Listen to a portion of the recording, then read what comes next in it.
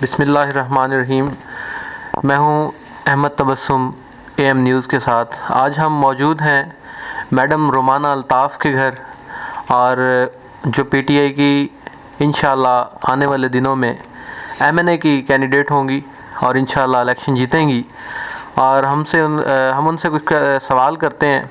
अस्सलाम वालेकुम मैडम। वालेकुम अस्सलाम। मैडम कैसी हैं आप? अल्हम्दुलिल्लाह, दुआएं आपकी। मैडम, सुना है आप आने वाले दिनों में NA 127 से एज MNA की कैंडिडेट होंगी और इलेक्शन कंटेस्ट करेंगी। इंशाल्लाह ताला जी।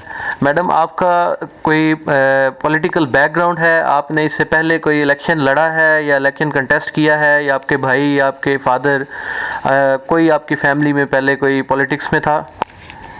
जी, आपने बहुत अच्छा सवाल किया है। हाँ जी, बिल्कुल।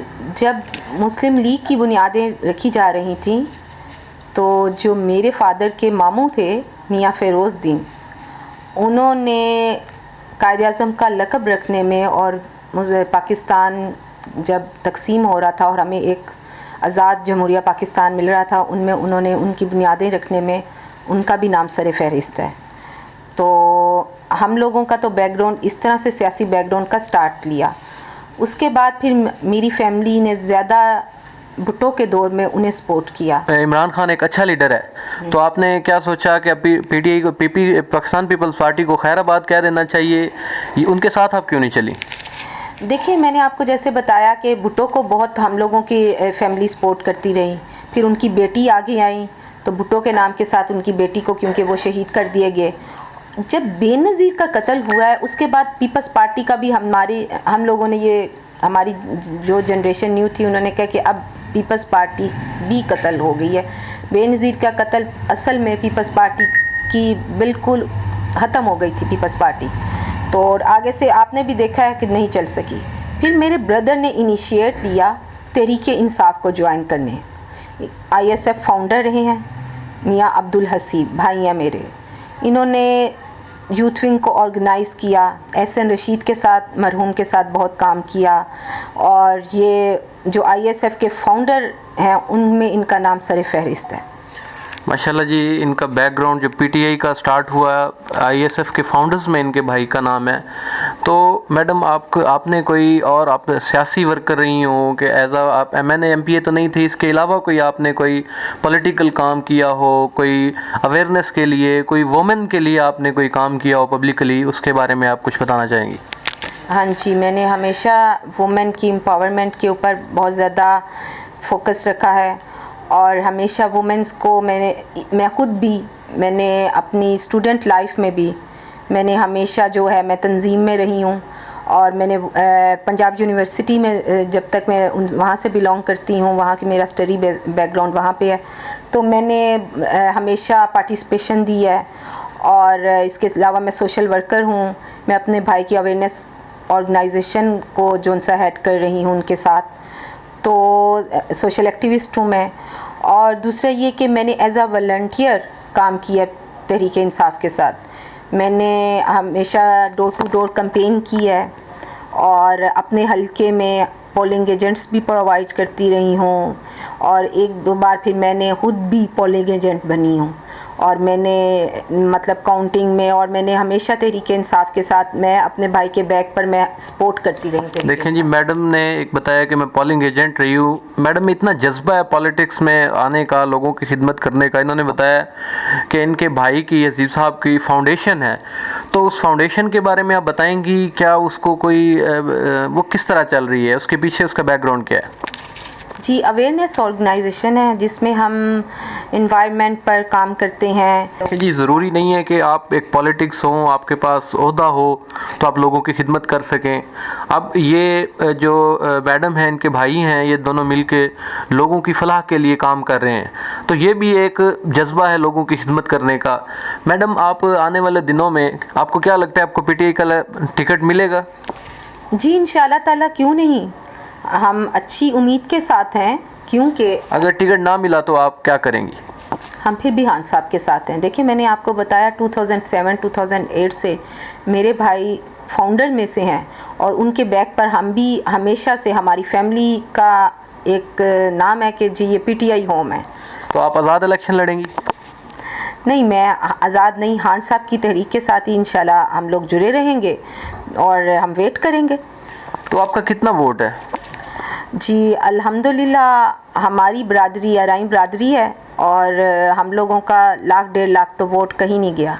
देखिए जी, कहा जाता है एक जट बरादरी और अराई बरादरी, ये दोनों बहुत बड़ी बरादरी हैं और ये दोनों ऐसी बरादरी हैं कि जो अगर कोई कैंडिडेट खड़ा हो जाए तो एंड टाइम पे जब किसी वो कहते हैं ना मोहर लगाने लगते हैं, तो वो मोहर ऑटोमेटिकली ही अपने कैंडिडेट पे जो बरादरी का होता है उस पर लग जाती है।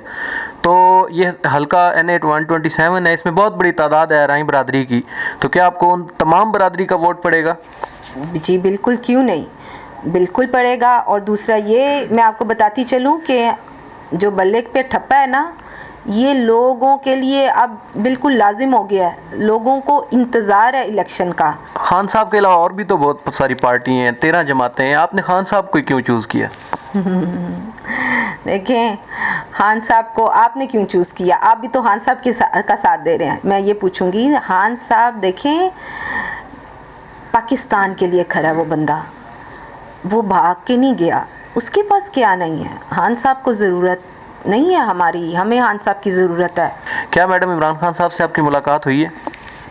हाँ जी, मैं 1 to 1 तो नहीं कहूँगी, लेकिन वैसे हमारी ऑन एंड ऑफ होती रहती है उनसे मुलाकात। लेकिन ये है कि मैं पर्सनली उनसे 1 to 1 उनसे मैंने अपने जज्बात का और उनको ये नहीं बता सकी हूँ कि हम उनकी तहरीक के साथ कब से अटैच्ड हूँ मैं भी और वर्क कर रही हूँ।